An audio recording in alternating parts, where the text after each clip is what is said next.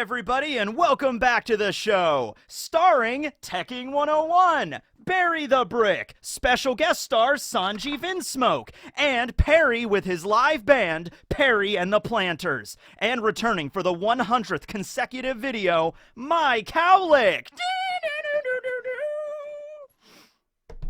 I was trying to do like a Saturday Night Live. I don't know if anybody caught that. You know, like the Saturday Night Live intro was like, it's Saturday Night Live starring this guy and this person. And yeah, remember Saturday Night Live? I think it's still on the air. I wouldn't know. I watched a little bit of it back in the 90s, but yeah, that was, Phil Hartman, really funny guy, right? R.I.P. Phil Hartman, honestly. I don't know if anybody remembers him, but the older fans will. I have some older fans in my audience. Some of you probably remember Phil Hartman. He was a loss. Also Chris Farley, in a van down by the river. Anything? Anybody get that? Okay, today we are continuing the Gorosei series, discussing 5 of the most popular characters in all of One Piece. So popular, in fact, we are now just finding out their names after they've been in the series for about 2 decades now. So we could finally talk about them in any real capacity. All right, we finally got their names, and we got their transformations, kind of, and we also got their titles, what they are in charge of, ruling the world government. Last week, we talked about Samurai Gandhi, whose real name is, of course, Saint Ethan Baron V. Nusjuro. Probably just going to keep calling him Samurai Gandhi, honestly. And really, I found out that video was probably going to be the most extensive because he wields the Shodai Katetsu, which just sparks 1,000 fan theories in that alone. I feel like the rest of these are going to be relatively simple. Okay, so today, though, because of the poll, I put a poll out at the end of every time I put out one of these videos to vote on which Gorosei member is going to be the next video, the next topic of discussion. We are now talking about this guy. Yeah, this guy right here. You know that guy. It's like, oh yeah, it's that guy. I remember that guy. The dude with the beard, and the blonde hair, and, he's looking at a clipboard. I remember that guy. Man, he's my favorite One Piece character. I'll tell you what. All right, so this is, I used to call him Sanji's uncle, because he just kind of looks like Sanji's uncle. This was really the most, unimaginative nickname I really came up with, honestly, out of all of them. But yeah, he looks like, Judge's brother. Maybe him and Judge were separated at birth. Judge went off to the North Blue to found the Germa 66 and rule over it with an iron fist of the Germa. And then, this dude went off to become one of the rulers of the entire world. So you could definitely see that one brother is more successful than the other one. But no family relation to Sanji or Judge or the Vinsmokes. At least I don't think there is. His real name is Saint Shepherd Jew Peter. So I guess I'm just going to call him Peter, because I find it pretty funny that most of the Gorosei have, pretty normal names, at least here living in America, So you have Ethan, and then Peter, and then you have a Marcus, or just Mark, I guess. Jay Garcia Saturn could just be Jay. Jay's a pretty common name. I have a cousin named Jay, actually, so there you go, right? I guess the only one that's really unusual is Top Man Valkyrie, or Top Man Warcry, depending on the translation. So I guess he has the most unique one. And I know some of those names are first names and some of them are last names, but, I'm just going to call him Peter, because that's a name that I know, I've known people named Peter, and it's just easier, okay? So there you go. So, yes, we have Saint Shepherd Jew Peter, who is, first and foremost, the youngest member of the Gorosei, from what it seems. There's been a theory around, it still kind of is around. Actually, I think it has a resurgence, especially since the last couple of chapters, where we have, Eam showing up and okay, the Gorosei have these transformations and stuff. The question is, are the Gorosei immortal? Have they lived, ever since the Void Century, just like Eam has? I'm going to go along with the logic that no, they haven't. And I do have a piece of evidence for that. So actually, just recently in the anime, I think this was the last episode, or one of the last episodes of the anime, we had the scene with the Gorosei discussing the Gamu Gamu no Mi. And they were talking about how, it hasn't awakened for centuries. That fruit has become a legend even to us. And the way that they were talking about the Gamu Gamu no Mi seemed to kind of imply that, the world government of days past, a previous iteration of the Gorosei, were the ones that changed the name from the Hito Hito no Mi model sun god to the Gamu Gamu no Mi. And so by the time like the present storyline is going on with like Luffy fighting Kaido and the Gorosei discussing this fruit, it seemed like a legend. I think even Top Man even said, that fruit is a legend even to us. So I don't think they're immortals or anything like that. I don't think it's like they've been around since the Void Century. I guess it's still possible, but the way they were talking about the Gumu Gumu no Mi, it seemed to imply previous version of the Gorosei, like way back in the day, were the ones that changed the name. And it has just, like, been forgotten almost, like, to the point of mythology, to the point of legend, where they weren't even sure that, like wait, was there a sun god fruit? Was there a fruit that allows you to turn into the sun god Nico? Was that just a thing that we created, or was that a real thing? Did we actually change the name from that to Gumu Gumu no Mi, or was that just a legend that somebody passed down? Because it's been a long time, you know what I mean? So, yeah, with that being said, yes, I think Shepard, or Peter, is really just the youngest member out of the 5. There was probably another dude that looked... Well, okay, here's the thing with that, though.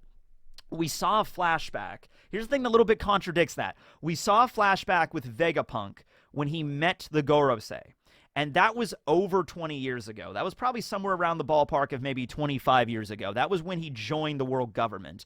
We know at the time of Ohara that Vegapunk was already a member of the government because Dragon said as much. He's like, I can't believe you joined up with the government, okay? So it had to have been before 22 years ago that Vegapunk had that meeting with the Gorosei. Now, during that meeting with the Gorosei, we saw it during a cover page. However, the Gorosei were all silhouetted, so we only saw the color of their facial hair, pretty much, so to indicate that they were there. But maybe Oda drew them in silhouette, so it's like, I don't want to draw that they haven't changed at all. They have not aged in like 20 years, okay? Then again, it could also be not necessarily that they're immortal, but it could be a thing that when they become a member of the Gorosei, shares a little bit of their power with the Gorosei. Don't make them immortal, but they don't age.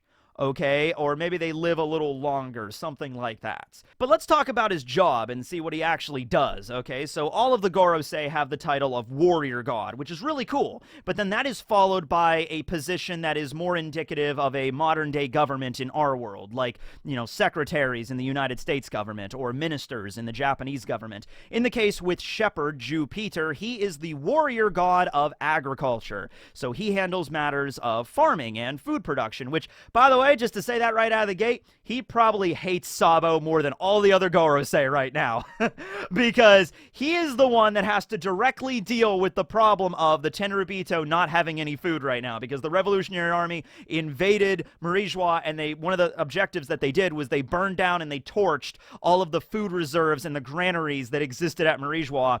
And so we even heard of that in the last chapter. All the Tenryubito were complaining, like, there's no food! All we have is cake to eat!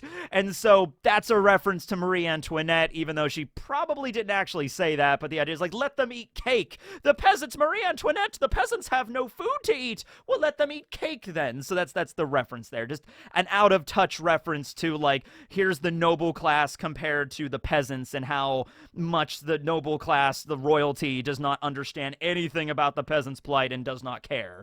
It is essentially where that quote really came from, even if she didn't actually probably say that. Maybe she did. Who knows? Anyway, so yeah. But Peter is the one that actually has to deal with agriculture. So it was his job already to make sure the granaries and everything were fully stocked at Marijois, and now they're all gone. And so now he's probably like sitting there at his desk. He's running the numbers. He's looking at everything. He's making phone calls on the Den Den Mushies, and he's just like, oh, that damn Revolutionary Army. If I ever find Sabo, I swear to God, I'm going to strangle that kid. You know what I mean? Like, seriously, I think he, out of all of the other members of the Gorosei, like, all right, I got a bone to pick with you, all right? I have not slept for 8 days straight, Sabo, because of your bullshit. Okay? Yeah, that's how it goes. All right. So when it comes to being the Secretary of Agriculture or the Minister of Agriculture or the Warrior God of Agriculture, anything involving agriculture in a government, essentially what you're dealing with are the 3 Fs. You all know what the 3 Fs are, right? Absolutely. They are farming, food, and forestry. There might be a couple more Fs in there. I don't know. Fs in the chat. I don't know. But yeah, those are the 3 basic Fs when you're dealing with agriculture.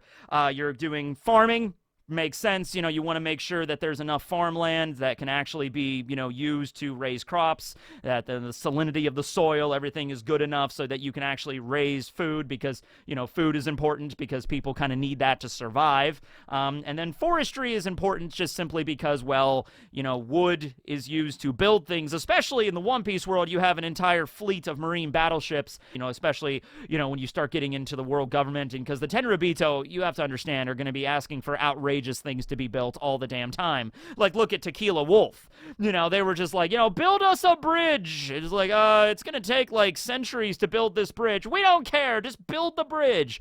If the Tenryubito say so, you gotta build a damn bridge, okay? So that kind of adds a little bit more strain on that.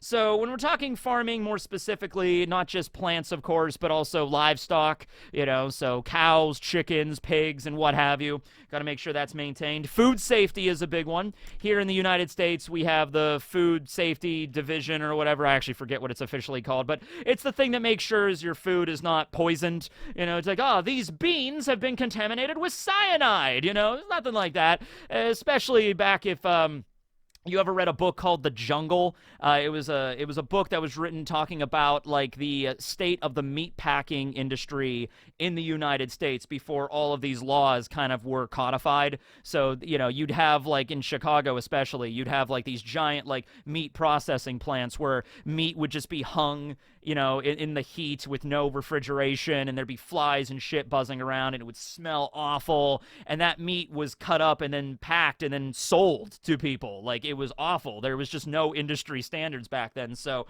there's a food safety division. That makes sense. Of course, you also have the goal of limiting world hunger. You don't want, world starvation or hunger. Part of the reasons why there were granaries to even exist at Marijois to begin with. I'm sure there was food coming in all the time. That was fresh food coming in from the Bondolas and everything like that. But, having a backup food supply is very integral. And this goes back all the way back to, like, ancient civilizations. Like, one of the primary jobs of the pharaohs of ancient Egypt, their jobs were to, like, protect the land of Egypt from foreign invaders, of course. But another one was always to make sure food production, because remember, Egypt was an agrarian culture. The whole idea was, like, making sure the granaries were filled, so in times of a drought, you couldn't grow as much food or whatever, there's a plague or something going on, you had enough food to feed your people, okay? So that's really important there. Now, because this is One Piece, though, and because we're talking about agriculture and growing plants and whatnot, I'm sure many people would probably arrive at the conclusion, wait a second, does that have anything to do with devil fruits? Now, obviously, devil fruits are a little unique. They don't grow naturally, as it were. From what we understand with the reincarnation cycle, you'll have a regular fruit, like let's just say an apple tree. So you'll have apples growing on a tree. And then whenever a devil fruit user dies somewhere in the world, the fruit will get reincarnated into a random fruit. And so, it could just be that random apple on a tree that just becomes a devil fruit all of a sudden. Just, there you go. There's a random devil fruit, okay? But considering the fact that Peter is in charge of agriculture worldwide, because it is a world government, okay, everything eventually has to go through him. So I would imagine in the One Piece world, Shepherd Jew Peter would actually put down sort of like a law in place that's like, any farmer out there in the world that has discovered a devil fruit growing on any tree or vine or out in the field or anything, if you find a devil fruit, you have to, by world government law, turn that fruit over to the world government. You are not allowed to take it. I would imagine there would be a law like that in the One Piece world. Obviously, pirates don't care, revolutionaries don't care, and probably like a lot of citizens might not even care about that either. Like it's one thing if it's like a devil fruit, is because sometimes it might not even be noticed until it's collected. You know what I mean? Like let's say you're an apple farmer, okay, and you got like groves and groves of apple trees, okay, like hundreds, maybe thousands of apple trees with like upwards of like maybe millions of apples in your groves. and then it's time for the harvest. And it's like, okay, time to harvest all the apples, ladies and gentlemen. And I'm sure they have farming equipment in the One Piece world. I can't imagine they would have like super advanced kind of stuff, but I would imagine they would have some type of farming equipment to make everything a little bit easier, right? And so they're collecting all the apples, even if it's just going over to a tree and just, they just have a big guy, you know, he's like, I'm Grog. I'm coming over here. I failed in the gladiatorial arena, so now I'm working on this apple orchard. I just shake trees for a living, and apples fall down into a giant cart, and then I push it to the next tree, and I just shake it. Like, yeah, okay, Grog, good job, buddy. So the apples are all collected, and you got, like, you know, giant bins of apples. You got, like, hundreds of these bins, okay, filled with, like, upwards of millions of apples, right? And, you know, these are processed, and eventually the world government handles this processing, and then they would find, like, oh, crap, there's a devil fruit in here. Like, that has to happen. Probably not super often. It's probably really rare, like 1 in a million, maybe even more of a chance, but, like, every once in a while, that has to happen, and in which case, they're like, okay, we got a devil fruit. You know, that's probably where a lot of the devil fruits come to for, like, world government employees, like the Marines, the Cipher Pole. You know, they have to get their devil fruit powers somewhere. I mean, I guess you could just say the Marines are out there in the world, you know, like Captain Berry Good that got the Berry no me. He could this fruit randomly one day and just eaten it and just got it. But it makes more sense for the government to have a stockpile of these things, you know, to have like a reserve, a vault of devil fruits, as it were. And then when a particular member of the Marines reaches a high rank, it's just like, hey, you know, Captain Shu has been doing really well as of late. We should give him a devil fruit. Let's see. How about the rust fruit? That would probably be good for him, okay? You'd imagine the world government and maybe the Marines specifically have like a reserve of devil fruits, and so they have to get them from somewhere, and I would imagine the agricultural division has to have something to do with this, right?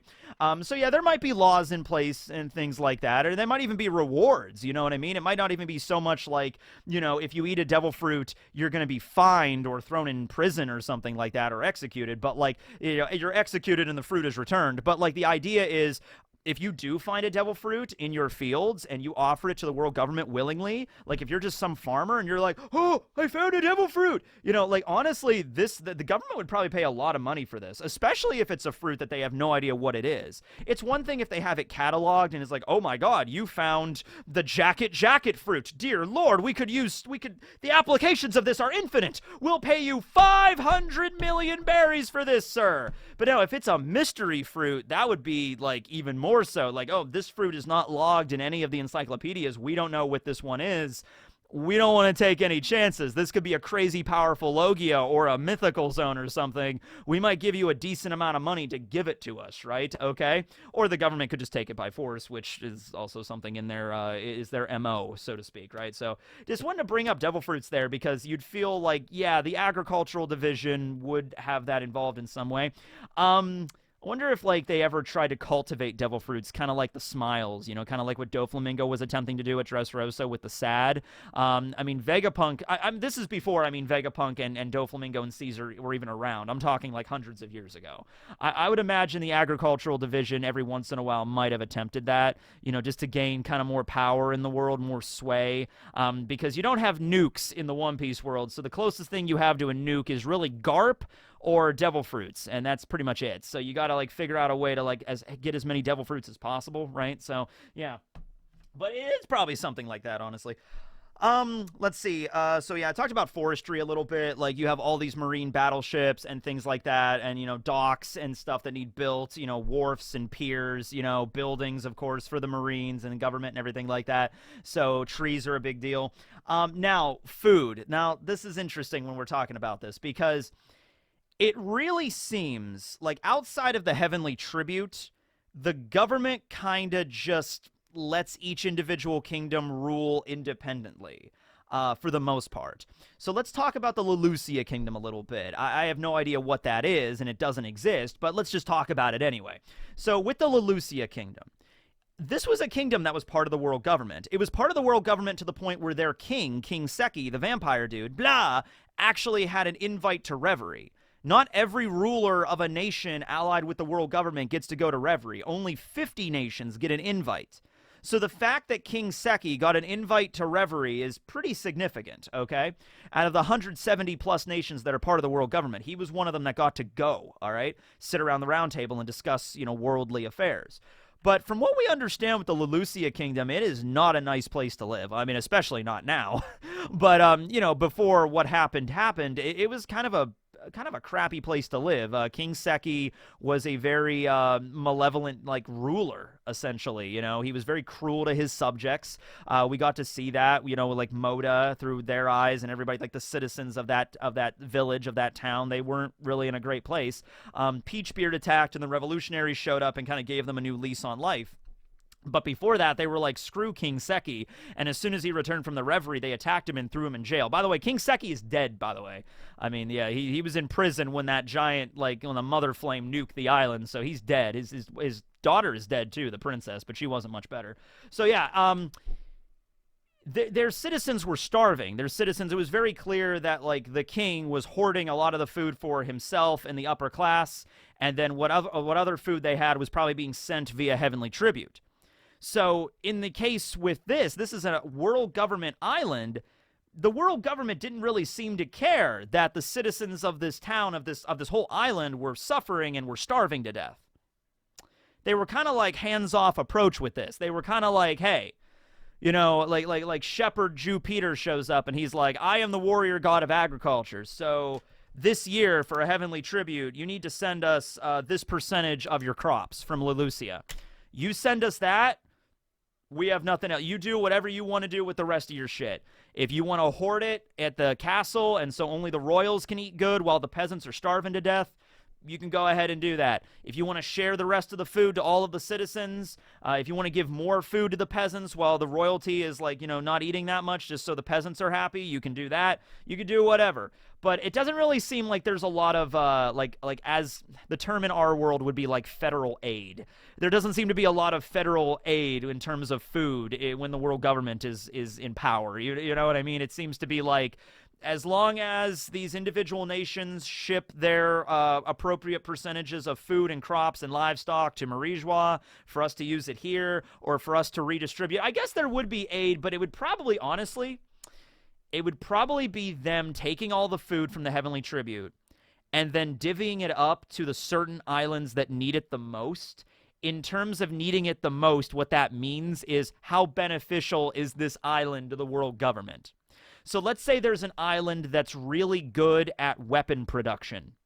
The government would be like, oh, we need that because of the Marines. Okay, we'll make sure that this island has enough food because the people there are working to produce these weapons for the Marines. So the Lelucia Kingdom doesn't really give us much of anything. I mean, they give us food, but so many islands give us food. It's like this island gives us specifically really top-level weapons like rifles and blades and stuff. Like well, let's say they're just one of the best at making these kind of weapons. So it's like that island needs more food because they produce more valuable goods. So we're going to take the food from all these other islands like Lelucia, and we're going to take it and we're going to give it over to this island, okay? And we're going to make sure the people there are getting enough food so they can produce enough weapons so that the government is good. But meanwhile, the Lelucia Kingdom, yeah, you guys are part of the world government. Yeah, you guys are allied with us and stuff like that. We'll send the Marines to protect you if pirates attack. But beyond that, the world government really doesn't provide a lot of protection. You ever think about that? The whole point of not joining the world government is if you're not a member or if you decide to desert and if you decide to just defect from the government, like we're not going to take orders from you anymore, the Marines aren't going to help you, which makes your island, is like a prime target for pirates. However, as we saw with the Lelucia Kingdom, even if you are allied with the world government, sometimes the pirates might still attack because Marines can't be everywhere at once. As we saw with Peachbeard attacking the island when King Seki was away, the revolutionaries had to show up and protect it, right? If it wasn't for the revolutionaries, Peachbeard probably would have just taken over that whole town, right? And so Marines can't be everywhere at once, but even when you have an island that's allied with the world government, people can still starve to death. There can still be massive amounts of inequality. The government's not really going to, provide you a lot of help in that regard. It's like, oh yeah, let the kings of the individual governments, I mean, we're the world government, but we can't govern, like, everybody at once. We have to, defer to a lot of this, I'm just going to delegate this out, you other kings and rulers of your individual islands, you got this. Okay, yeah, right, okay.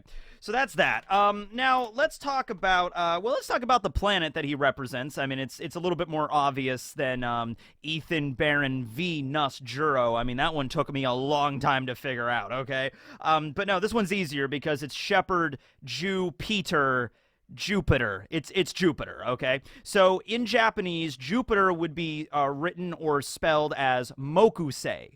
Okay, so just how you had Kinsei with Venus, like gold star, gold planet, you have Mokusei using the kanji for tree, as in tree planet or wood planet, okay, in certain contexts, all right? And once again, this fits very well for Peter's profession because it's wood planet, as in wood, forestry, lumber, as in agriculture. So there it is, right? There's the reference to the planet.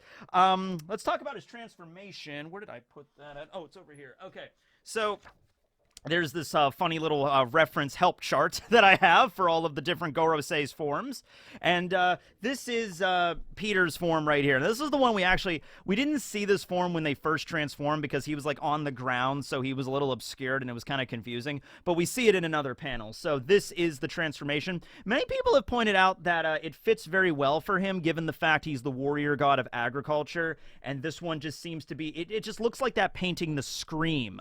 And so the Scream has that like big open mouth, and so the idea is maybe gluttony. So he makes all the food production, so he represents that by like devouring the food, like he's corrupting his own position, kind of a situation like that. Maybe all of the transformations of the Gorosei, once we actually get to see them beyond their silhouettes, might be an opposite sort of a dichotomy to what like their position really is. You know what I mean? I'm not really sure what they could all be in that regard, but maybe like for example, this bird thing is probably Marcus Mars, who is the warrior god of the environment. So maybe this thing represents something that can like burn down the environment or cause a plague or something like that. They might be like parallels in that regard.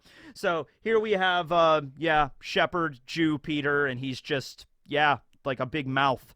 So he just, I guess, eats you. I guess that's his ability. Honestly, if that's all we saw. I mean, like, even after the silhouette is taken away and we see what he really looks like, he doesn't seem to have any arms or legs. He just seems to have a giant mouth and eyes. So I guess he just eats you and digests you. Maybe he has an absorption ability, like whatever he devours, he becomes, kind of a thing. Like he can just eat anything. And so it's like Wapple's Munch Munch fruit, but like on steroids. Maybe it's the upgraded form of that if we're going with regular devil fruit abilities, or maybe it's a god power. So maybe he could absorb things like energy and gain it himself. Maybe maybe for example, if Sabo made like a fireball and threw it at him, he could then devour the fireball and then have the powers of the Maramarinomi. Oh, that would actually be really cool. I feel like there might be a character at some point that could do that. A character that might be able to like copy other devil fruit abilities perfectly. Now you might say, well, why didn't he do that, during the events of Reverie when Sabo burst in and he, launched a fireball at everybody, and like, oh, well, I would imagine at that point they hadn't transformed yet and they were kind of took off by surprise because Sabo just jumped out of nowhere and it was just like, fire fist, and he's like, wait, what? So they didn't get hurt, they just transformed. But maybe if he was like, oh, transformed already, and he can open his mouth and he just like absorbed the fire. Also, we saw Eam eat the fire as well, so I mean that seems to be a thing that runs in the Gorosei and Eam family, I guess, if they're all just like kind of working in cahoots here, if they're all together. And especially if, like, Eam shared some of their power with the Gorosei, it could be like, I'm dividing up my powers and giving it to you, so you each have an aspect of what I am or something. And we saw Eam devouring a fireball, so maybe Jew Peter could devour a fireball as well. Maybe he gets an ability out of it or something. I'm not sure. Let's see. What else here? His name. Okay, so there's a couple of references here in the name itself. So first we have shepherd. Okay, shepherd is like you're shepherding sheep, like you're tending to various livestock. That's very fitting considering the fact that he is, as the warrior god or the minister or the secretary of agriculture in the One Piece world for the world government, he would be like a type of shepherd. I'm sure he's not out there in the world herding sheep himself, but that's the reference there. Then we have Jew, J-U, space, Peter. okay? A lot of people have made a reference to Saint Peter here because you have Saint Peter. Peter part is pretty obvious, but the way that, so Ju, J-U, is Japanese for 10, like just the number 10. And the way that you would write the number 10, if you're any Bleach fans out there, you already know, like the 10th Squad, Toshiro Hitsugaya, it's just basically a cross. So you could kind of see the references Oda's going for here. He's a shepherd. He has a cross in his name in a way. His name's Peter, references to Christianity and Saint Peter, you know, the 12 apostles and all that kind of stuff. So you could definitely see that there. Okay. Just another bunch of like miscellaneous stuff I basically wrote down. And this was basically just me going and looking at like, okay, what does the Secretary of Agriculture do in the United States? Like, is there anything else that's like specifically that he would be involved with? There's a department for the animal plant health, which is kind of like handling exports and imports. If you've ever seen like dogs like sniffing luggage at the airport, not necessarily for drugs, but they're sniffing the luggage to make sure there's no like foods or agriculture coming in that shouldn't be coming in, like contraband in that way. Actually, I was researching that and I discovered there's a specific team, it's like a dog team called the Beagle Brigade. And look at the beagles! They use the beagles at the airport to like sniff luggage and be like, hey, there's food in here that shouldn't be in here, or whatever, and so that needs to be contraband, and it's just they use beagles for it because beagles are like the best doggos. We used to have a beagle named Lucky and he was great, so that was a shining moment when I was doing research for this video here. Also deals with economic research, so I would imagine the Gorosei that the reason they're all in the same room together most of the time, in the room of authority, is they have to kind of work together because a lot of their jobs are not in a vacuum. They overlap with one another, right? So I would imagine Marcus Mars and Peter work alongside each other quite often because Marcus Mars is the warrior god of the environment and Peter is the warrior god of agriculture. So agriculture and the environment, I feel like that's very closely related to one another. And so he would also work with Ethan because Ethan, Bear, and Venus Joro handles situations of finance. And so obviously it's like, okay, agriculture, you know, bring that in, you know, how much of a yield do we have? That there's money involved with that. Like how much do we sell the food? If there's less food in a particular year, we have to sell it for more money because there's more demand for it, right? And there's less supply. So they all work together to make this happen here. Oh, yeah, also on a little bit of a more somber note to end us out here, but this is a thing in the One Piece world, so we need to discuss it. It's very possible that Peter would also oversee situations of slavery, because slavery exists in the One Piece world. The world government owns a bunch of slaves. And slavery, as you know, historically, you know, most of the time slaves were used to cultivate fields and to harvest crops. So, you know, I made that reference to Grog earlier, like, I am Grog, I shake tree. Yeah, Grog might be a slave in this context, and the person that like oversees that as like how many slaves a particular island gets, and you know, if they're bought and sold and the prices for that might actually go through Saint Shepherd Jew Peter. Like that might be because like agriculture is like, okay, this is a thing, you know, that exists in the One Piece world. So like I said, a little bit of a somber way to end this out, but you know, this is a thing that exists in One Piece, so therefore there would be somebody to organize it and be the head of all that. Okay, so in that regard, it would actually be very fitting if Sabo and Saint Shepherd Jew Peter fought at the end of it there. So Peter hates Sabo for ruining all of the granaries and everything at Marijois, and then Sabo is a champion of the people for the Revolutionary Army. And you know, I mean, at the end of the day, it all goes up to Eam. Eam is the one that has the final authority on all of this stuff.